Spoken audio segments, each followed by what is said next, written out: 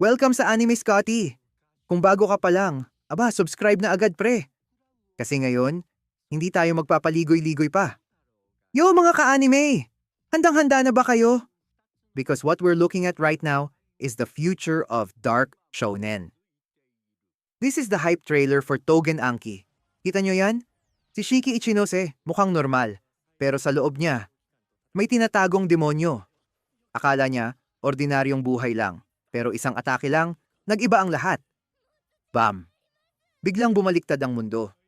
Kasi si Shiki, hindi lang siya basta tao. May ugat siya ng mga oni. Narinig niyo ba yon? Oni. Demon. Pero sino ang kalaban nila? Hindi lang basta masamang espiritu. Ito na, ang mga tagapagmana ng alamat, ang Momotaro Agency, ang pamilya na dapat nagligtas sa mundo. Pero ngayon, sila pala ang pinakamalaking banta. Ito ang giyera ng mga dugo, Oni versus Momotaro. Tingnan niyo ang animation. Ang power, ang mga galawan. Walang tapon. Ang bawat suntok, bawat slash, ramdam mo ang bigat ng kapangyarihan. Ang dugo ng Oni, unti-unting lumalabas, at pag lumabas, yan. Wala nang makakapigil. Shiki na may dugo ng demonyo. Mga bagong kaibigan, mga bagong kakampi.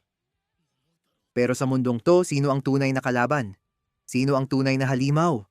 Ito na ang bagong henerasyon ng Dark Heroics. Kaya mga ka-anime, maghanda na. Isulat nyo na, yan sa kalendaryo nyo. Kung gusto nyo ng astig na action, malalim na kwento, at solid na animation, ito ang aabangan nyo. Tougen Anki. Teka muna, bago tayo mag-split mga kaskoti. Alam kong naguguluhan kayo kung saan nyo mapapanood tong trailer na Too, yung full PV na yan, di ba? Wag na kayong maghanap pa. Nakuha natin yan, at madalas, ang mga Pinoy-friendly na trailer na ganito ay lumalabas sa Bilibili. Kaya dali, i-check nyo na agad ang link na nasa description sa baba. Andyan lahat ng details at kung saan nyo pwedeng i-track ang Tougen Anki. Tandaan, Bilibili ang source natin dyan, kaya subscribe ka na, Kaskati. At i-like mo tong video kung nag-init ka sa hype ng Tougen Anki.